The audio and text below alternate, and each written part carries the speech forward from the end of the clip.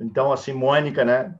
A Mônica foi gestora de RH da West Rock até o ano passado e foi uma pessoa bem relevante nesse processo, porque ela foi a pessoa que mais nos questionou, eu acho, de todos. Todos questionaram, que a Ana e a Paula e a Laura não dá para dizer que não questionaram, pelo contrário, né? A gente teve assim bons momentos. Eu acho que isso também fez a gente se vincular. Eu tenho uma admiração por vocês, eu sinto uma amizade por vocês. É muito interessante a forma com que a gente vai construindo o nosso trabalho. Mas a Mônica foi a que mais, de fato, me incomodou. Eu preciso dizer isso, Mônica, porque ela questionou absolutamente tudo. E o resultado disso foi que nós fizemos uma metodologia nova para atender eles, que hoje a gente usa na versão 6D. A própria CPFL está rodando lá numa versão 6 de 6 sessões, em função da experiência em que a gente iniciou e construiu com a experiência da Mônica, com os questionamentos com a Mônica, e mais do que questionamento, com as propostas da Mônica. Então, vou na ordem aí, né, do que está aparecendo para mim no quadro. A Ana Paula Sassi, super amiga, eu sinto saudades nessa pandemia dos nossos almoços. Boa noite a todos. Olá. A mãe do Matheus. Muita saudade também. Eu acompanhei, bom, né, desde o início da gravidez. Ela está com um filho pequeno. Quanto tem? Fez 9 meses agora. 9 meses. Então, acompanhei desde lá do início esse processo, e assim, feliz por ela engravidar, e nasceu o Matheus com saúde. E a Ana foi uma pessoa que também contribuiu muito para o programa, porque ela pegou o programa muito mais no início, né? Uhum. A gente vinha de algumas experiências, mas ela está muito mais próxima. Veja que a CPFL foi a que comprou a S Sul, né? Comprou, que hoje é a RGE Sul, e a gente começou na S Sul, então estava muito mais na raiz ali. A gente tinha alguns programas iniciados, e a Ana nos ajudou muito apoiando, né? Nos fazendo refletir, criando ferramentas que nos permitiram evoluir. E a Laura, agora mais recente, a Laura já pegou uma segunda leva. A gente trabalha com a GPE, Grupo GPS. O Grupo GPS é um dos maiores empregadores do Brasil, né? Às vezes a gente... Quem é Grupo GPS? Eu não sei quantos tem hoje, porque cada vez que eu ouço o número, esse número está diferente. Eu sei que na pandemia reduziu um pouco. Depois você pode falar quantas pessoas a gente tem lá hoje, Laura? Eu não estou te ouvindo. Não está no mudo, mas nós não estamos te ouvindo. Talvez seja alguma coisa do teu microfone aí. Agora sim. Agora sim, estamos com mais de 100 mil. Olha aí. Eu ia falar 90 mil, eu fiquei, vou falar demais. Nós então fizemos um evento no final do ano para o marco de 100 mil colaboradores. E eu comecei a trabalhar lá, a GPS tinha um pouco mais de 20.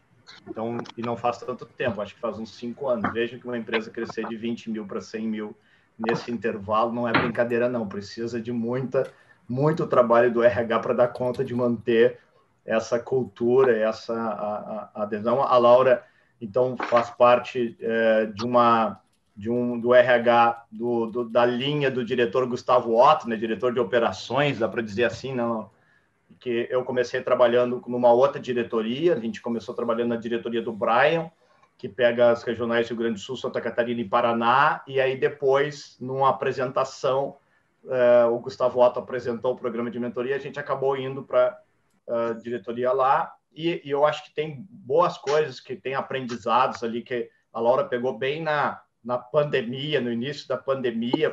Não, já tinha finado, ia iniciar o outro, mas nós tivemos várias dificuldades no programa da GPS, e eu acho que isso também é importante a gente trazer. Eu achei bem legal que ela está, porque não a gente fica vendendo só facilidade, né?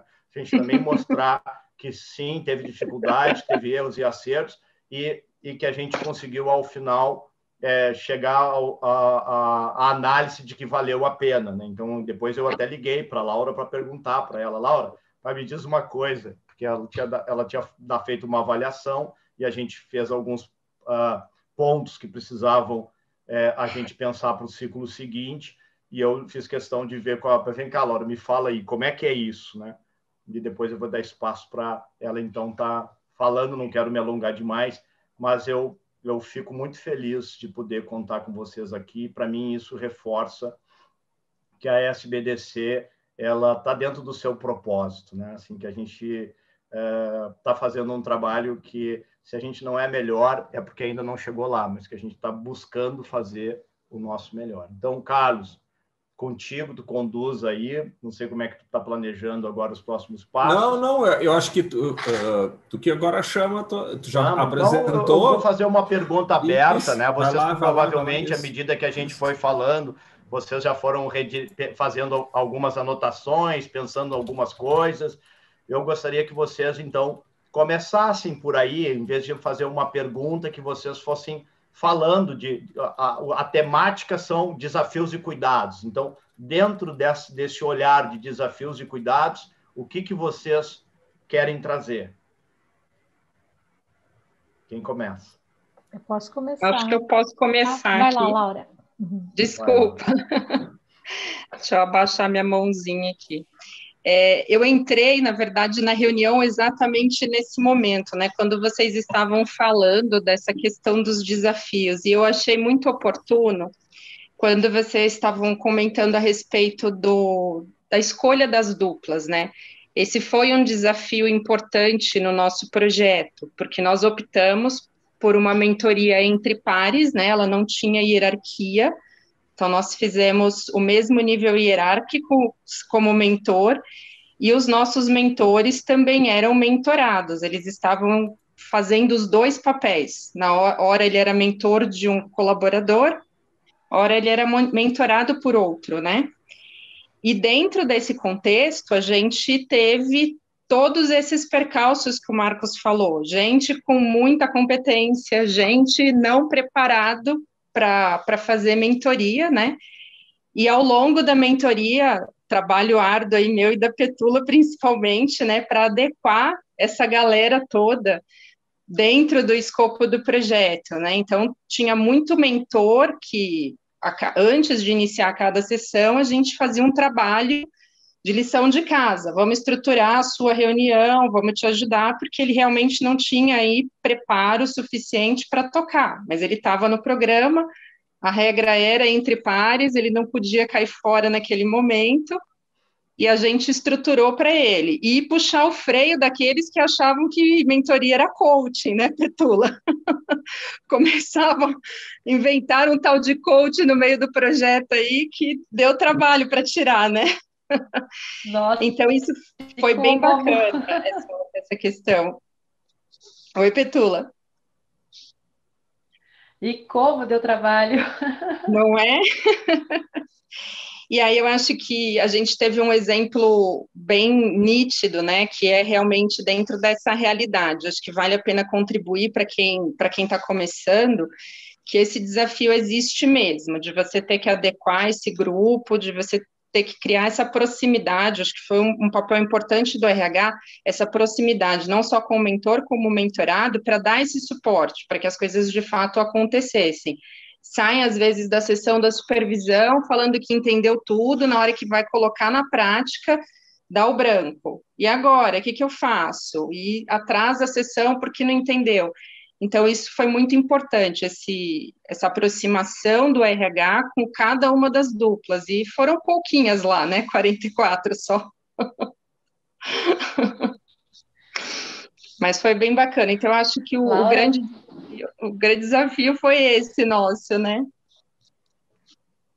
Eu queria aproveitar a tua fala, Laura, e acrescentar, né, que como faz diferença o RH estar próximo, né, desse processo, né?